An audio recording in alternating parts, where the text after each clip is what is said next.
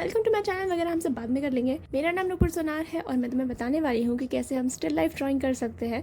मतलब कि जब कोई ऑब्जेक्ट लाइव हमारे सामने रखा होता है तो हमें कैसे उसे बनाना है। स्टिल लाइफ के लिए मैंने रखा है एक एप्पल और एक डियर का शो पीस। तो देखो, जब भी तुम कोई ऑब्जेक्ट को 3D में देखते हो तो तुम कंफ्यूज हो जाते हो कि उसको बनाना कैसे है। सबसे बेस्ट तरीका होता है उस ऑब्जेक्ट को स्ट्रेट लाइन में कन्वर्ट करना। जितने भी कर्व्स तुम्हें दिख रहे हैं या टर्निंग्स तुम्हें दिख रहे हैं उन सबको तुमको एक स्ट्रेट लाइन में लेकर आना है। एक बार तुमको श्योरिटी आ गई कि सारा जो स्ट्रेट लाइन में है ना वो प्रॉपर है, देन कर्व्स ऐड करो। मैंने यहाँ पर सॉफ्ट चारकोल पेंसिल भी यूज़ किया है, वाइन चारकोल भी यूज़ किया है। तो वाइन चारकोल की स्पेशलिटी ये होती है कि अगर तुम उसको हाथ से थोड़ा सा भी रब करोगे ना तो वो बहुत जल्दी से लाइट हो जाएगा। तो अगर तुमको अपनी मिस्टेक सुधारनी है ना तो ये एक बेस्ट ऑप्शन है। तुम अभी जो मेरे हाथ में देख रहे हो वो एक्चुअली एक कार्बन पेंसिल है। इसका एक अच्छा ऑल्टरनेटिव है हार्ड या फिर मीडियम चारकोल पेंसिल। और ये जो पेपर है वो न्यूज़ प्रिंट पेपर है जो कि मैंने अमेजोन से ऑर्डर किया था। बहुत सस्ते में मिल जाती है क्योंकि इनका क्वालिटी बहुत लो होता है, लाइक 40 to 60 GSM के बीच में।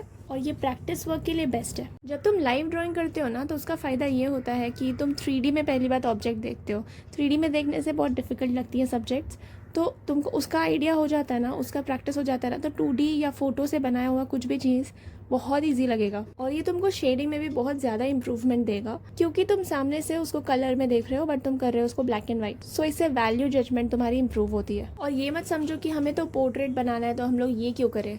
ये सारी चीज़ें जो कि स्टिल लाइफ में होती है ना वो बहुत काम आती है तुम्हारे पोर्ट्रेट ड्राइंग्स में भी। इसीलिए मैं अपने स्टूडेंट्स को पहले स्टिल लाइफ ड्राइंग करवाती हूँ एंड देन हम ग्रेजुअली पोर्ट्रेट पर मूव करते हैं। देखो, शेडिंग का एक ये तरीका है कि पहले हम डार्क एरियाज को ब्लॉक कर लेते हैं एंड देन हाईलाइट्स को जैसा है वैसा छोड़ देते हैं, फिर बीच में मिड टोन्स ऐड करते हैं। टू बी ऑनेस्ट, ये जो स्टिल लाइफ है ये मैंने विंडो पर रखा था और ये 2-3 बार तो हिल गया। तो मैंने सेफर साइड के लिए पहले ही उसका फोटो क्लिक कर लिया था ताकि मैं देखकर उसको फिर से सेट कर पाऊँ।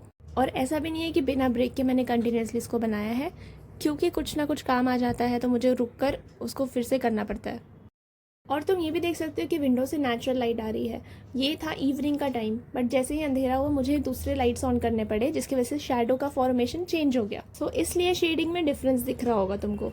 तो मेरा रिकमेंडेशन होगा कि तुम लेफ्ट या राइट से एक सिंगल लाइट लगाओ जो कि एक नेचुरल लाइट ना हो, ताकि तुम डिपेंडेंट ना रहो और तुम्हारा जो सब्जेक्ट का जो शैडो है वो चेंज ना हो। अब लास्ट में जो भी हाईलाइट्स है वो बनाने के बाद तुम्हारा ड्राइंग कंप्लीट हो जाएगा। वैसे अगर तुम जानना चाहते हो कि तुम किन मिस्टेक्स को ठीक करके अपनी ड्राइंग को इंस्टेंटली इंप्रूव कर सकते हो तो मैं तुम्हें ये वाली वीडियो हाईली रिकमेंड करूंगी।